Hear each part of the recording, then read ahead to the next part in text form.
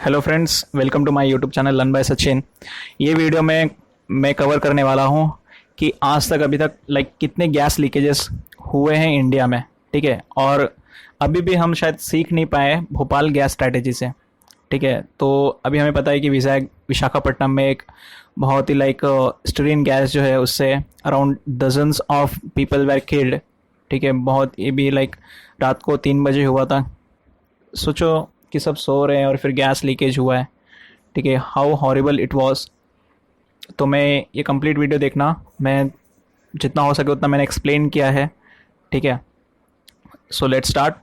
सो ये कुछ चार्ट है आपके सामने है जिसमें मेजर गैस लीकेजेस हुए हैं इंडिया में। ठीक है, सबसे पहले आप सबको पता रहेगा 1984 में, ठीक है, 1984 में भोपाल गैस स्ट्रेटजी हुई थी।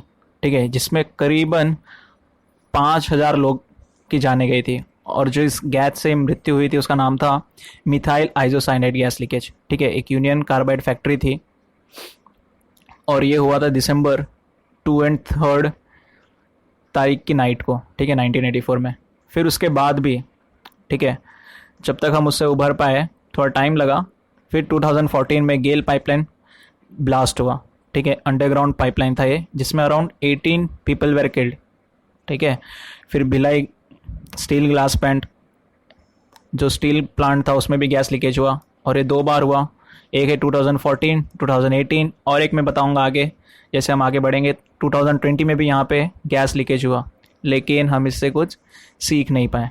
ठीक है, और इसी का नतीजा है कि वापस से एक नया और बड़ा गैस लीकेज हुआ है विशाखापट्टनम में, जिससे जो डेवलप कंट्रीज़ है फ्रांस, इटली, इन्होंने क्वेश्चन मार्क किया है इंडियन सेफ्टी स्टैंडर्ड के पे। ठीक है, सो अभी विशाखापट्टनम में हुआ क्या है उसके बारे में मैंने एक्सप्लेन किया है, बट शॉर्टकट में देख लो। Visakhapatnam what leak which gas styrene. ठीक है, अब इसे क्या कहा जाता है, कैसे होता है, वो मैंने आगे एक्सप्लेन किया है, कितना डेंजरस है। ठीक है, it may causes to cancer also. ठीक है, और किस लिए होता है ये, fire classes, rubber, plastic, isolation, जितने भी किचन वेयर्स हो गए, प्लास्टिक रिलेटेड मटेरियल्स है, सब में होता है। इवन थर्माकोल में भी यूज़ होता है। ठीक है, सो ये कुछ विजुअल्स है, आप लोग ने देखा भी रहेगा अपने टीवी चैनल्स पे। ठीक है, जो हमें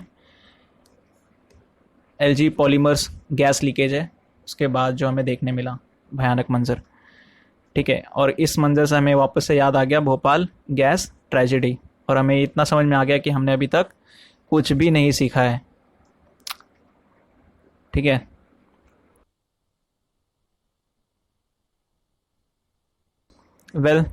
एक बार देख लेते हैं कि अब तक क्या हुआ है। 2011 में पुणे में गैस लीकेज हुआ था क्लोरीन, जिससे 20 लोग हॉस्पिटलाइज हुए थे। फिर उसके बाद 2018 में, ठीक है, उस चार्ट में जो जो चीज़ें कवर नहीं हुए मैंने ऐसे अलग से कवर किया है। ठीक है, अमोनिया गैस लीकेज हुआ था महाराष्ट्र में, जिसमें 14 लोग हॉस्पिटलाइज हुए थे रत्नागिरी में। फिर उसके बाद जैसलमेर में हुआ था गैस लीकेज। ठीक है, देन निम्बट प्लांट में हुआ था, 21 हॉस्पिटलाइज हुए थे केमिकल फैक्ट्री से। फिर उसके बाद 6 लोग तकरीबन बीमार हो गए थे। एक टॉक्सिक गैस लीकेज हुआ था छत्तीसगढ़ के भिलाई स्टील प्लांट में, जो मैंने बताया अभी। ठीक है, ये है 2020 वाला जो रिसेंट हुआ था। फिर रिसेंट से रिसेंट अभी जो हुआ है दैट इज़ दी विजैक प्लांट, जिसमें 5,000 लोग तकरीबन बीमार हुए इससे। ठीक है, अभी भी हॉस्पिटलाइज है। जो इसको विटनेस किया है, जिन्होंने देखा है, जो बच गए इससे, वो कहते हैं कि क्या हुआ उनको खुद को नहीं पता था। ठीक है, उनको भी ऐसा लग रहा था they would die. It was a horrible night.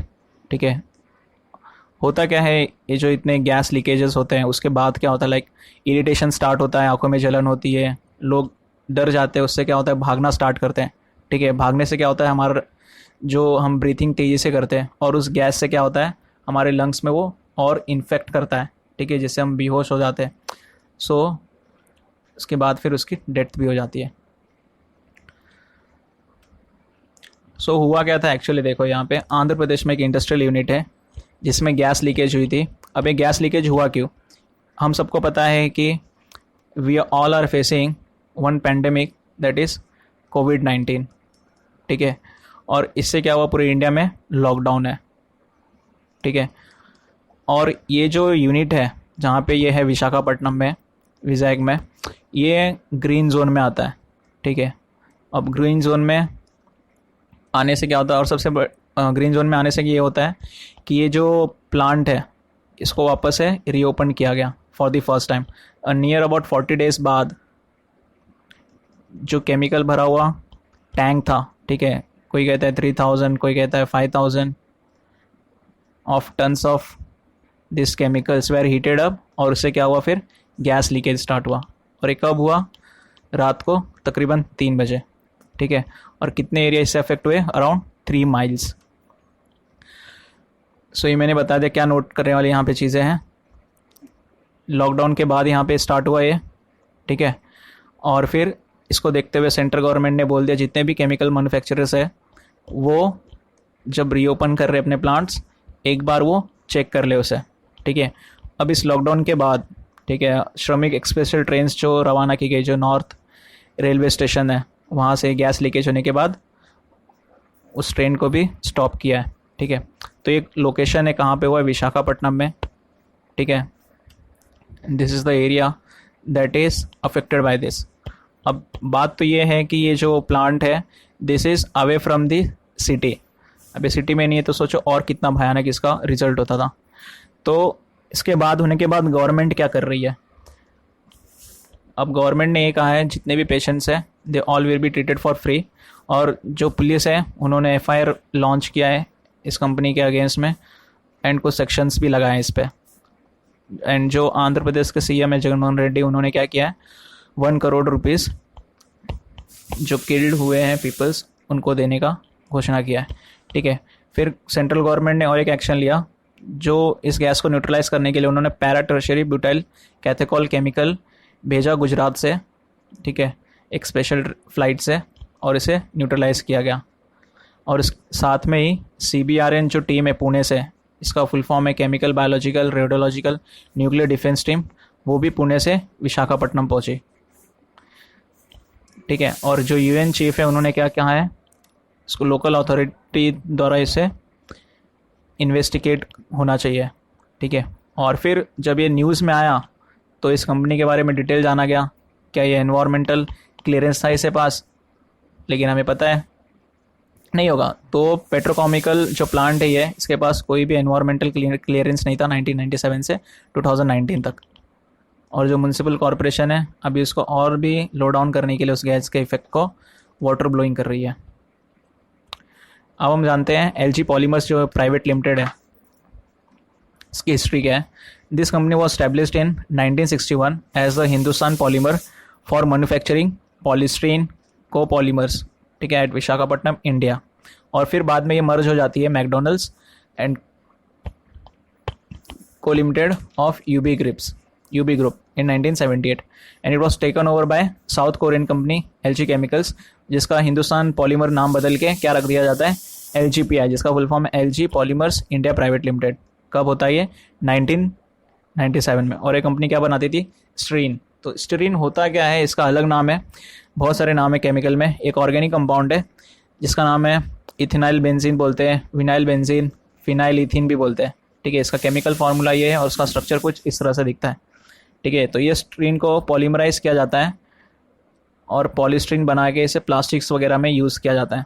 दिखने के लिए तो कलरलेस लिक्विड होता है, sometimes it appears as a yellowish colour, ठीक है। And primarily release to the environment through waste water treat किया जाता है। अब इसका यूज़ कहाँ पे होता है, जितने भी किचन्सवेयर मटेरियल्स होते हैं लाइक प्लास्टिक्स में rubber, plastic, insulation, pipes, fibre glass, PVC, automobile parts, ठीक है, insulations, electronics packaging, light weight car parts, fresh food packaging, toys and plastics में इसका यूज़ होता है। इवन जो स्मोकिंग करते हैं उसमें भी ये पाया जाता है। अब इसका इफ़ेक्ट क्या क्या देखते हैं ह्यूमन बींग्स पे। It is toxic to the gastrointestinal tract, kidney, respiratory systems. Neurotoxic effect होता है, सेंट्रल नर्वस सिस्टम पे सीधा अटैक करता है ये, ठीक है। Hearing functions, visions, causes unconsciousness. And doctor ये तक कहते हैं इसका ज़्यादा एक्सपोजर होने से इट मे बी कार्सिनोजेनिक, मतलब कैंसर तक इससे हो सकता है। ठीक है। शायद फिर और गैस स्ट्रेटजी ना हो, उसके लिए गवर्नमेंट और हम भी कुछ सीखेंगे, जैसे भोपाल के बाद हमने कोशिश की थी। Thanks for watching.